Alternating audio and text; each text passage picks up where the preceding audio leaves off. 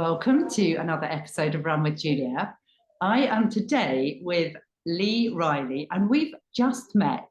And he's just heard my life story. I tried to do it very quickly, Lee, didn't I? Because neither of us know anything about each other, other than we both love running.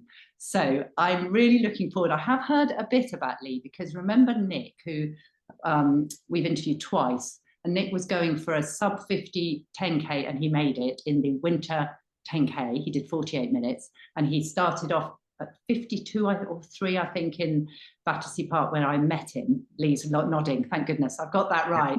And he said, interview Lee. And so we've been organising this for a few weeks now, and now here we are. And I do know that Lee likes ultra running. Well, I'm going to find out, and marathon running, and he set up a running club. So we're going to cover all of that. So thank you, Lee, for joining us. Thank you. Very, very good. So tell me, you want to run ultras, or have you run them? Tell me tell me about your running. Maybe tell me how it all began before we get to the ultras. Sure, yeah. I guess it might be a long-winded answer, but I was introduced to running by my stepmom, Tracy, who came into my life when I was about 9 years old, I think. And Tracy's always run. She's done Brighton Marathon, London Marathon, sub 4 times, she want me to mention. She was a great runner, and she actually ran for Macmillan, which is a charity. It's very close to our family. I lost my mum when I was about 4 years old to breast cancer. Wow. But then Tracy, because she's an angel, ran on behalf of our mother and in her memory. And we decided to do a half marathon together on my 18th birthday, which was Brighton Half. Wow. And how old are you now, Lee? I'm 29. So that was 11 years ago. Just that's quite a huge thing. There's loads you've said there. So losing your mum at 4, do you remember your mum? No, not really. I have a couple of memories, but not many. Yeah. Wow, it's kind of huge, isn't it? And then Tracy came into your life at 9, did you say? Yeah, I think maybe a bit younger, actually. Maybe, 7, 8 or 9. My memory fails me, but yeah, around then. And have you got siblings as well? I do, yeah. I've got 4 siblings. So I've got 3 older siblings and a younger brother. Oh, wow. So the older siblings will remember your mum more? Yeah, they do, yeah. Have they told you about her? Not too much. Bits and bobs over the years, but nothing of note, I guess. Nothing that's similar to me. We're all pretty young. We're all quite close in age. There's only a 4-year age gap between myself and the oldest. Oh, wow. So that sibling was only 8.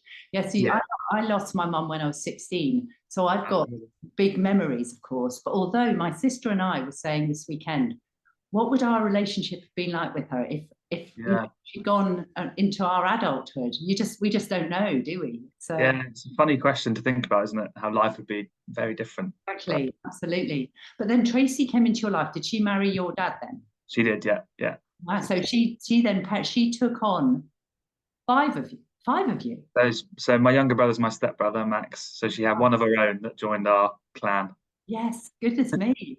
What a thing. And she ran. And did you all follow in her running footsteps, or was it just you? Not really. I think it's just me that got the bug. Well, I know it's just me. My older brother, Connor, has done a couple of marathons himself, but has drawn a line there. And he said, do you know what, 2? And he ran a really good time last time in Amsterdam. So he said, done. And then my sisters are not runners. And my younger brother, Max, has given it a good crack, but he hasn't quite got the bug yet. We're still working on him. So tell me, your brother who ran the 2 marathons, is he the one 4 years older than you? No, he's only a year older. He's a year older. And what time did he run in Amsterdam? We have to give him a shout out, don't we? That's his final marathon too, maybe. Yeah, exactly. He ran a 3:52. Very good. Sub 4, she was delighted with, yeah. Has that beaten Tracy? It has, I think. Yeah, Tracy's quickest one, I think, was a 3:57. Ah, well, so, I'm sure that if she's been handing the baton to you all, she'll probably won't be happy if the baton's handed to faster runners. Well, for the marathons that I've done, she's absolutely #1 supporter. So she's happy to hand the mantle over. She still runs, but just marathons are in the past now. But yeah, she's 100% there on the sideline, giving it everything. So you began with her when you were 9, and then she's handed the baton for marathons. How many marathons have you run? I've done 3 now. Oh, well done. Yeah. So you started running at 9. When did you start your first competing?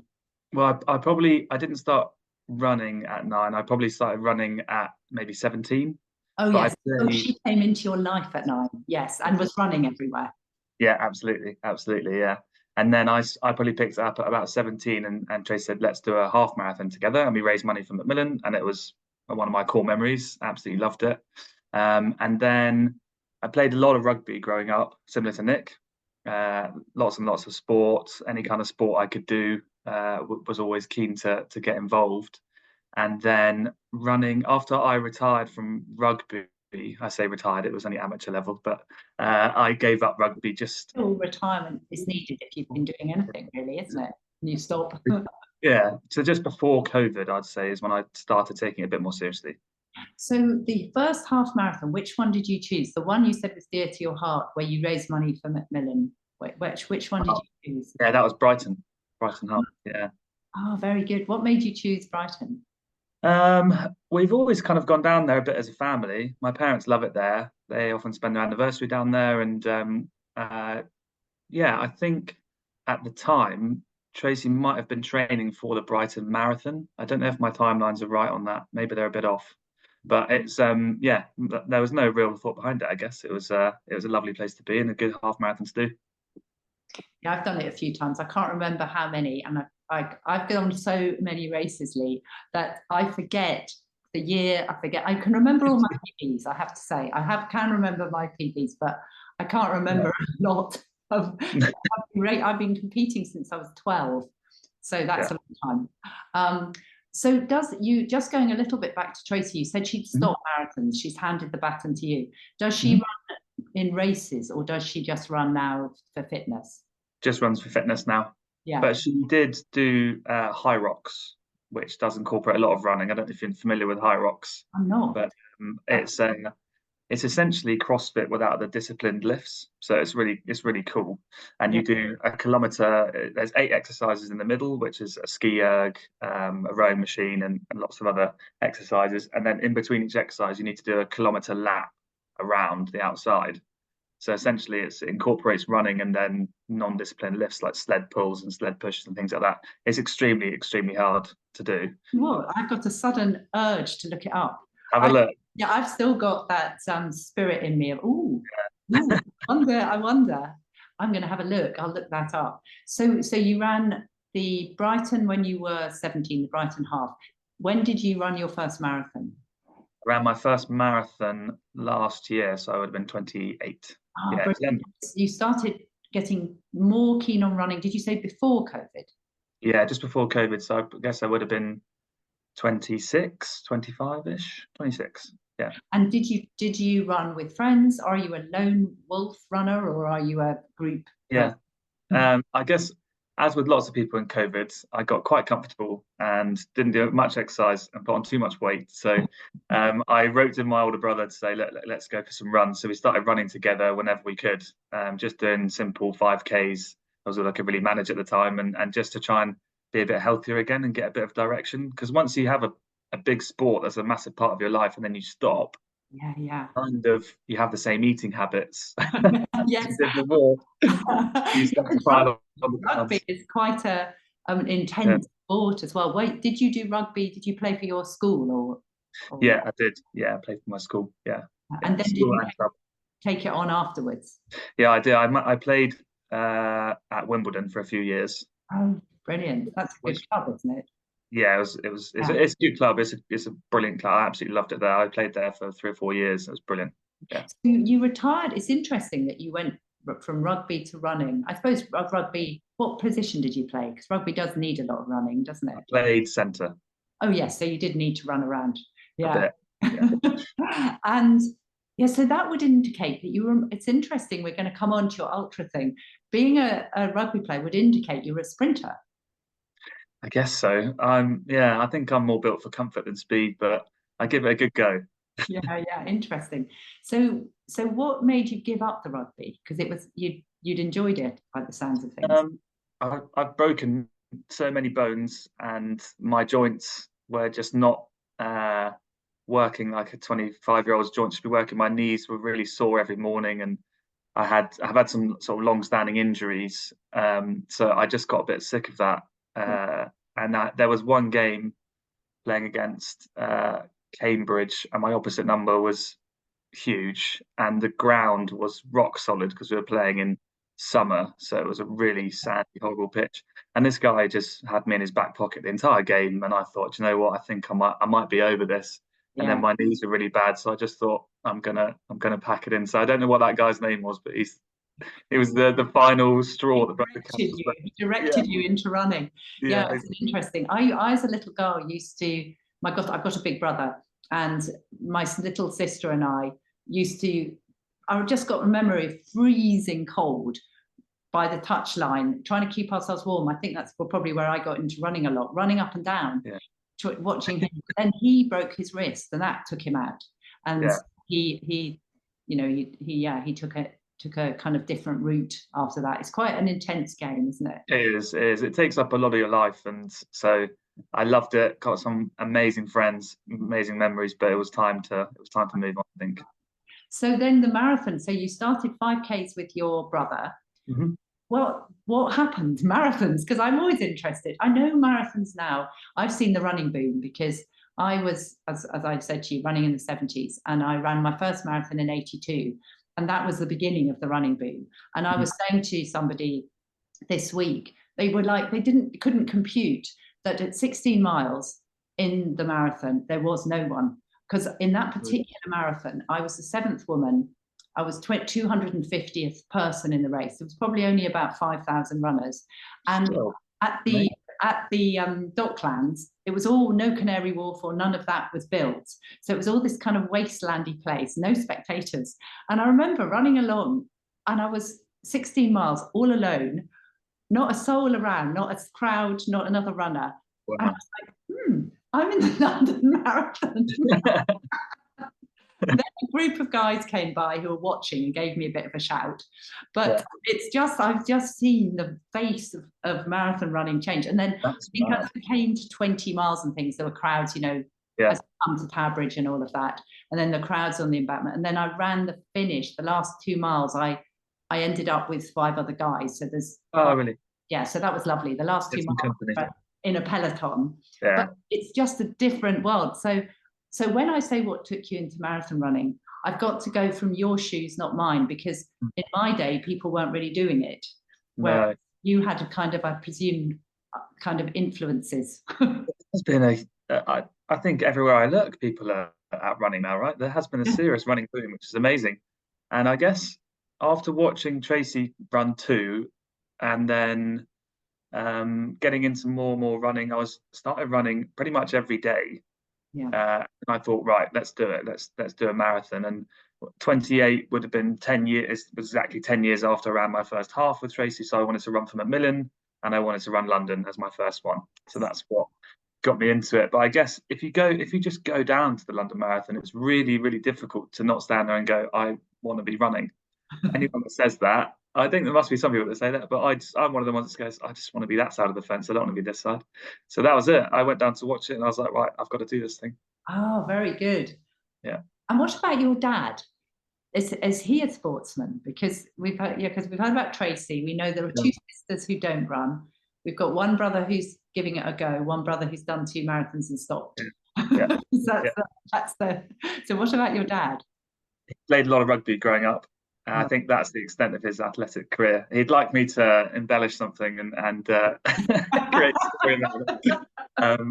But he can. My only memory of my dad sprinting is playing 40-40 in a place called Grosvenor Gardens in Hindhead, and he could really move. And so that's the extent. Maybe a 30-yard dash to catch me out playing 40-40. But he doesn't do that, but keeps fit. Very good. And good man. And I know where that is. I grew up in Headley, nearby, basically 4 or 5 miles away. Do you know, I have to tell this story now. When I started running, I went to the Royal Naval School. It doesn't exist anymore in Hazelmere. And I really wanted to, I joined the athletics club when I was 15, and I wanted to do more running.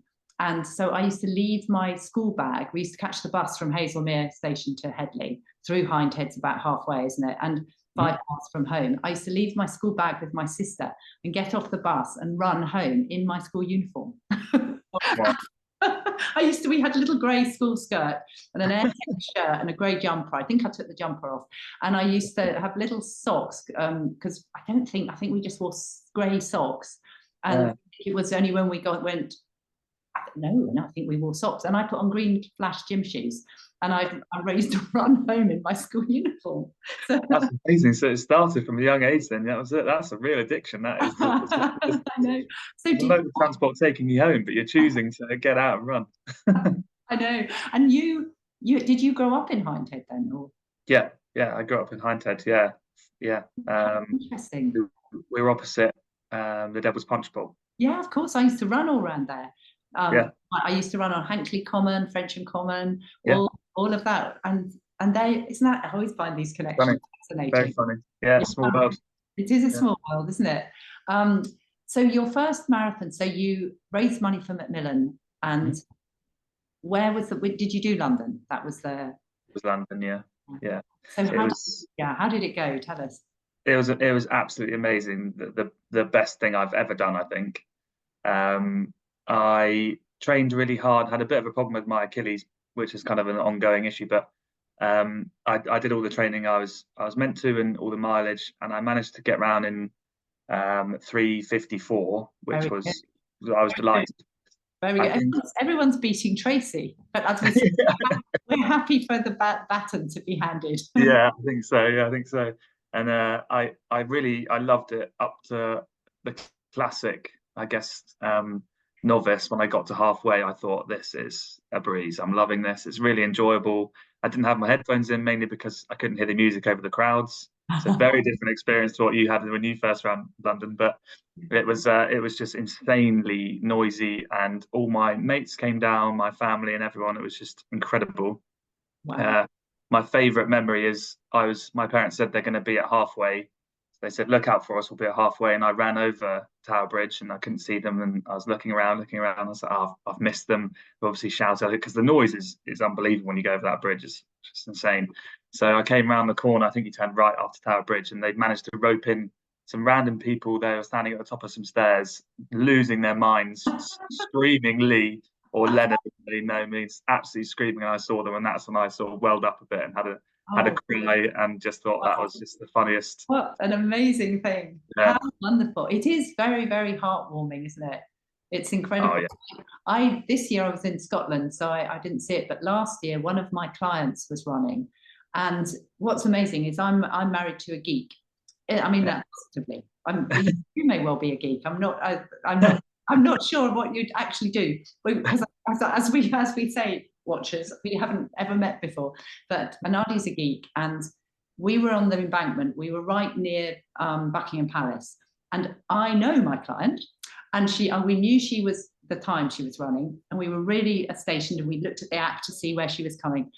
Anyway, I also knew her running number, so I told Anadi her running number, and he spotted her, not me, because he's got that brain. And he went, is that her? And he's never met her before in his life. He went, is that her? And I went, yes. And then, it's so a wonderful, the excitement thing, isn't it? And I knew she'd run the time she hoped for and all of that. But the fact he saw her number astounded me. I mean, that brain it's really good. Yeah, that's insane. Yeah, my brain does not work like that. If that's what how a geek works, I guess I'm not. But it's well, I don't know. I put it down to a geek brain, but it just might be his brain. So then you finished that one. Did you recover well? Did you recover well, or did you go? How soon after was another one? So Anthony, who I mentioned before, we lived very close to each other in Hammersmith at the time, and after he was training for. So I should mention, before London, we started running together every Monday as just a way to keep fit. This is your friend who we may have had on the call today. Yeah. You two have started the running club in Putney, which we will come on to. In Hammersmith, sorry, yes. And so carry on, yes. So we were running together on Monday. So I said, I'm doing London. He went off and did Manchester. And then after that, we continued running on Mondays, and one run.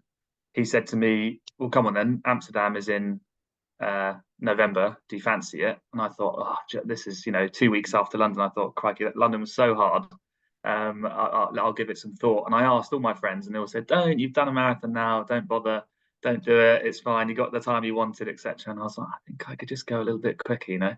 And so I spoke to Anthony again. He was like, look, I've booked it, I've paid for it, and I was like, right, I'm doing it. So I signed up for Amsterdam, and you know, the events unfolded, and yeah, we went over and did that one in November last year as well. So did you do it? So you did London. So you had a 6-month training kind of preparation. Yeah. And how did that one go? It was good. I managed to do 10 minutes quicker, which was great. 3:44. 3:44. That's my PB. Yeah. Well done. Oh, really good. And tell me, oh, yes. So you've done another. I'm just going to ask you your training, but first of all, have you done another one since then? Yeah, I did Brighton 3 weeks ago. And how did that go? Didn't go planned. I was going for a 3:30, which would have been amazing, but I just didn't have it. I was on pace until about the 32nd kilometer, and I discovered what that wall really is. And yeah, my legs just didn't have it, and I was, you know, my heart rate was up at sort of 180, so I was really running out of fuel quickly. So I had to walk and jog the last sort of 10 kilometers. So I managed to get around in 3:55, but I was, you know, 25 minutes slower than I wanted to be. But I still loved it. The thing is, you've really learned, haven't you? I'll tell you, I was just about to ask you your training, because my what I would say always is it's mileage if you want to go faster. Because when you said you'd done 3:44, I was like, oh, well, he probably hasn't done loads of training. I made that up. Because you've not been running massively long, have you? So, and then I thought there's probably a 3:30 there with more training, which is obviously what you thought. But tell me how much mileage you did then. So I follow a runner plan, which is the new app, RUNNA. I don't know if you've heard of them. I have. I've interviewed Ben. Oh, have you, Ben Parker? Yes, oh, awesome. That's cool. I actually interviewed him on a podcast series I was doing.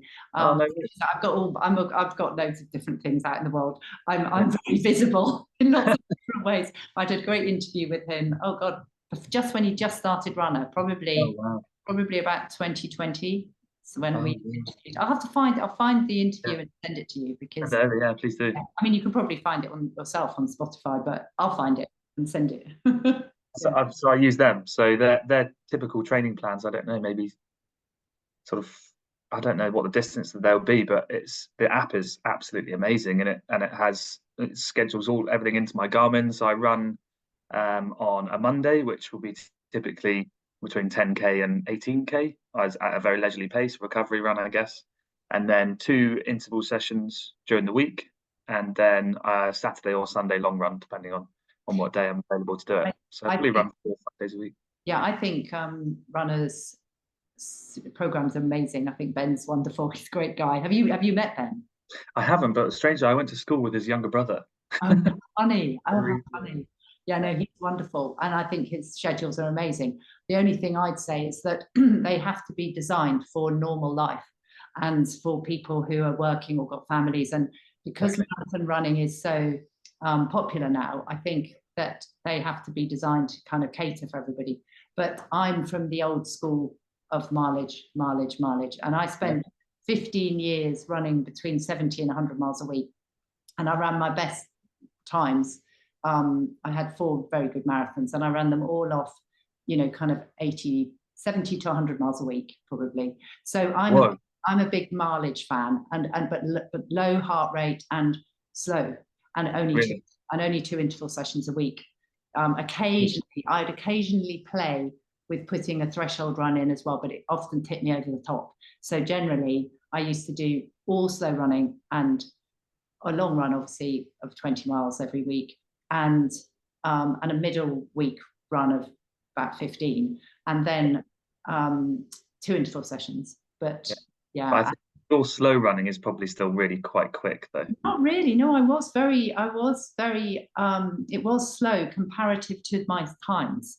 Okay. And I could run with people who were running much slower than me. I was always a very easy runner. So I'd go. We had our gym that we'd created, and so I'd run with quite a lot of the punters in the gym who were running, you know, quite slower, much slower times than me. But they liked going out training with me because I'd I would be doing lots of mileage. So they do 30 miles a week. I do 90, but they could do a couple of my runs with me. So They could drop in. That's nice. It's nice. It's nice to have company for those longer runs as well, isn't it? yeah. We've got. I was on LinkedIn this week, and there was a young woman who's 10 years younger than me, and she was a canoeist, and I was 28, she was 18 at the time. No, I was probably 26, she was 18. And we did some running together, and I was her sort of, big girl, looker after her and inspiration, because I was running then at top level, and she had just started to canoe for England. So we used to run together on a Monday, and I just won the Dublin Marathon in 85 on the Sunday. And I came back, or the Saturday, came back and tried to go running with Danielle, and she was remembering it on LinkedIn this week, and we had hysterics because my legs didn't work.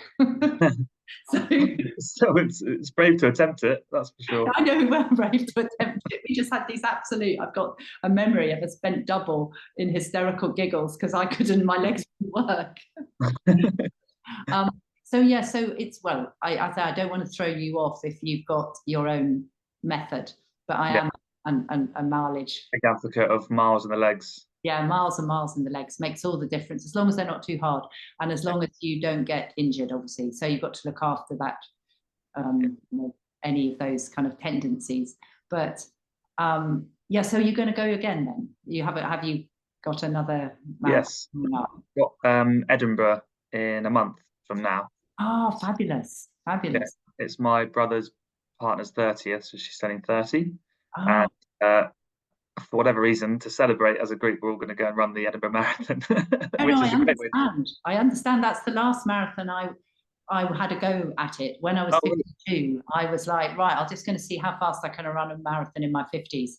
And then I haven't really wanted to run one since. It went well, but I haven't really wanted to run one since. What's it like? What's the course like? Lovely, really amazing course. And you go all the way out along the sea, and it's flat. And the only thing I had was turning out around the last 5 miles in when I ran it. It was 2011. It was a bit windy, but it was still amazing. An incredible course. Really, I loved it. Yeah. So go for it. But we have to come on to first your running club, actually. Then I'm going to say you want to run ultras. So the running club. When did that happen? So the run club, Anthony and I ran together just as mates every Monday to keep fit and keep each other honest with getting our mileage in. And it's nice, we would talk about everything that was going on in our lives and everything like that. So after we did Amsterdam, we sort of looked at each other and said, this has been really fun. Should we just make this into an actual run club and call it Hammersmith Bridge? And we looked, and there were no other run clubs there. And there's Fulham Run Club and there's a Putney Run Club, but it kind of stops once you get to Hammersmith, and then there's one in Barnes, etc. So we thought there must be maybe a catchment of people that aren't getting their runs in, and it's been absolutely amazing. We've got about 123 members or something like that. We started in January the 8th, so well done. Really, really good. And we get around 25 to the biggest Monday we've had has been 39 people down for a run, which is awesome. We do a 6.4k loop at a conversational pace. The idea is come down, and if you want to push it a bit, if you're relatively new to running, you can run at the front of the pack, and then we always look after everybody at the back of the pack as well. And if you need to walk a bit, we walk, and there's always someone to look after you, basically. So it's meant to be inclusive and a nice place to come meet people and get some Monday mileage in, because no one likes Mondays, it's particularly people that work in the world. So why not start Monday with a bit of a win? And now the weather's getting better, we're getting a lot more people down, and it's been really, really good fun running it. We've absolutely loved it. I didn't think I would love it this much, but it's been just amazing. What time is it then, did you say? It's at 7 p.m. on Monday nights. So 7 p.m. And where does everybody meet? So we meet north side of the river at Hammersmith Bridge. So pretty much under the bridge is where we meet. Perfect. And do they have to sign up to anything, or do they just turn up? No, they can just turn up. If they want to bring a friend, that's great. But if not, then we have a Strava group that they can join for all the details. We post on there regularly. We also have a WhatsApp group if they want to drop a message in.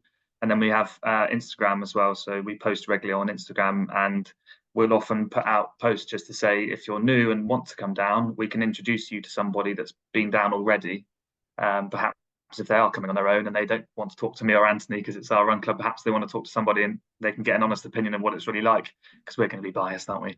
But I think it's quite nice for someone to say, yeah, great. And so we've had some people come down that we've introduced and connected people over Instagram, and then they're able to come down and enjoy a good run as well.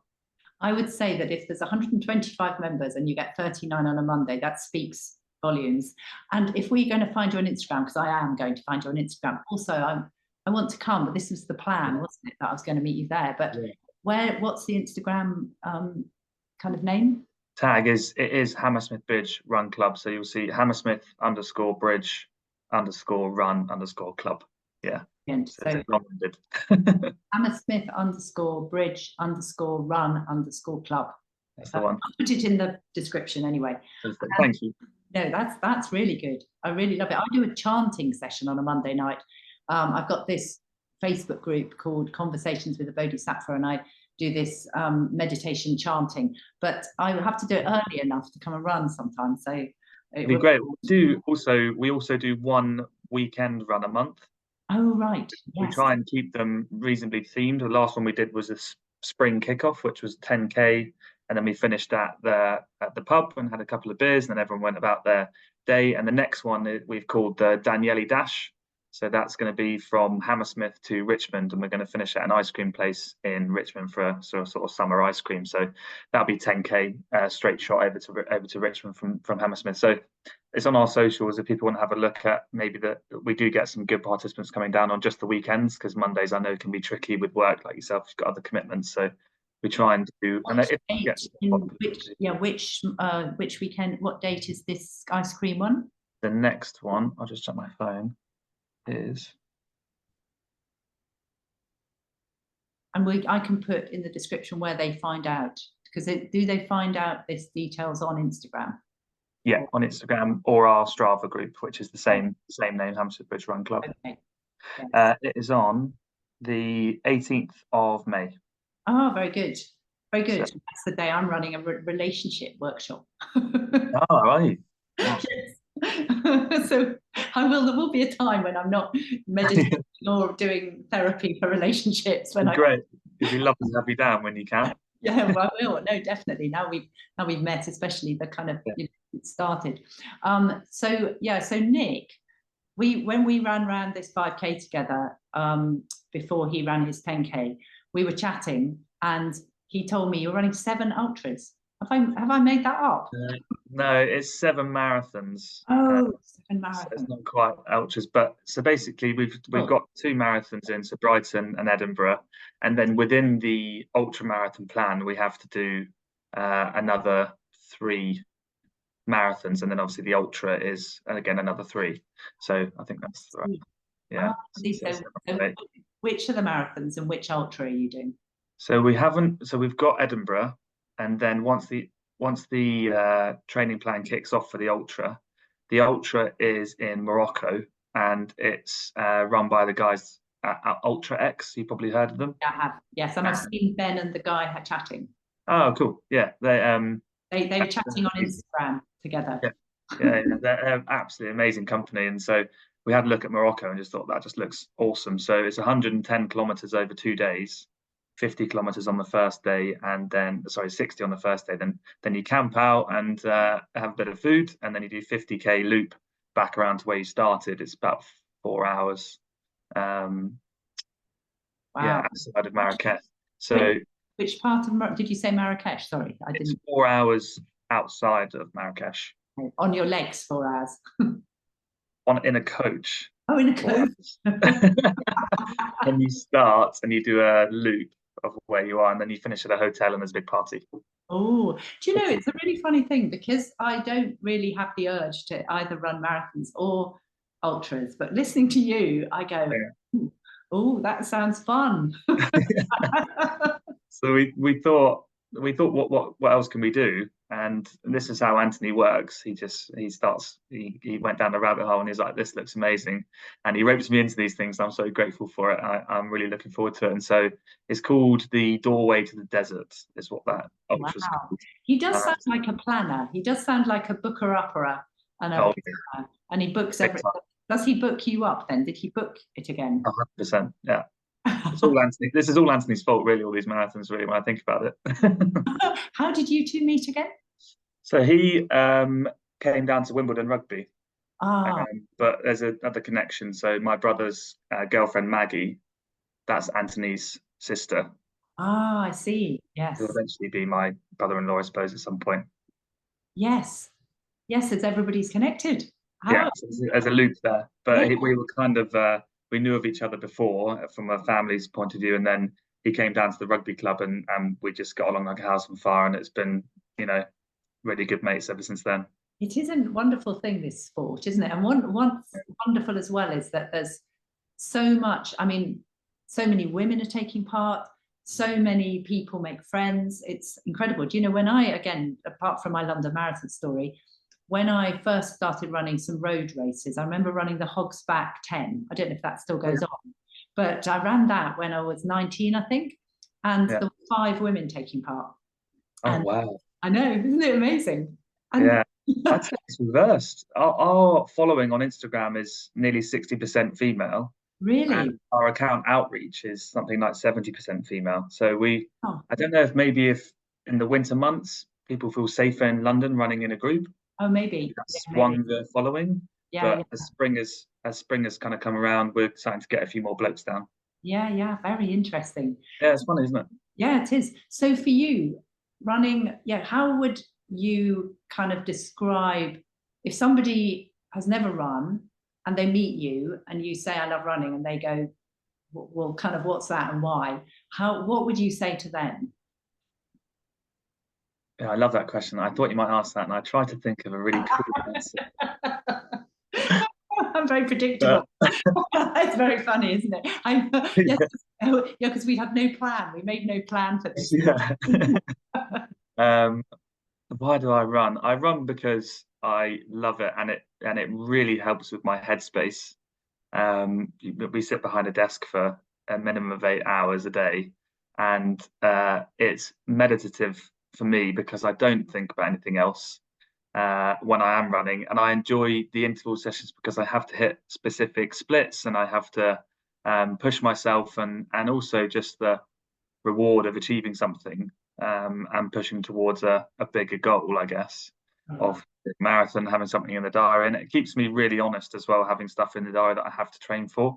Otherwise, I'm probably naturally a bit lazy. So it keeps me on my toes. And I got to say, the memories I've made with my stepmom, Tracy, with my family and my mates, because if they don't run, they come down and support and they're all part of it. And I think being in the running community now is the most positive community you can be a part of, no matter how quick you run or what you do. It's kind of taught me that everybody has their own story. And if you go and watch London Marathon, there's people walking, there's people running, there's people going for 2-hour marathons, and they've all got their own story and they're all working towards something that really matters to them. And so I just love being a part of that, I guess. Yeah, no, that's brilliant. That's a wonderful answer. And given that I'm over double your age and I'm still running, does that does that do you think you'll still be running? I mean, it's such a long way ahead for you. Would you still like to be a lifetime runner, is what I think I'm asking. Or is it something you see ending, or what do you? Absolutely. I can't see this ending. Yeah. I can only see it getting more and more addictive, and I can only see the challenges getting bigger and bigger. I mean, like, I just think that once we get a taste of this ultra, if it feels the same way that it does after you complete your first marathon, then there's going to be plenty more in store, I think. Yeah, I would love to run until the day I drop, for I sure. think also it's the perfect time because obviously our world's changing with all of the advancements in technology, and I do think leisure and running and all of this it's going to be bigger. I can see that because the people will have more time, which is lovely. And so, what is there any last words that you would say to anyone who, just any advice, anything that you would say to our listeners, our watchers? Um, I would say don't forget to enjoy it. I think it's really easy, particularly when you're starting out, to view it as a chore. And it really doesn't matter how quick you're running. It matters that you're just moving your body, because it's so good for your brain space and it's so good for life longevity. And I've created some of my happiest memories through running, some of my best days of my life. So there's many more of those to come. So I would say if you're new to running, go and find a group like Hammersmith Bridge Run Club and drop them a message. And if you have concerns, get in contact with them, because there's hundreds, if not thousands, of run clubs in London alone. And I've looked at them all, and they're all inclusive, and they will look after you. And don't have any fear about getting in amongst it, because the running community, unlike a lot of other communities, is extremely friendly. I mean, look at us chatting now and running through life stories. I can see you have this lovely, positive, happy energy about you, and I think that's kind of emulates what the running community is. So if you're looking to get into it, just find someone to put their arm around you, I think. Yeah, brilliant. Thank you, Lee. Oh, what a brilliant conversation. Thank you very, very much.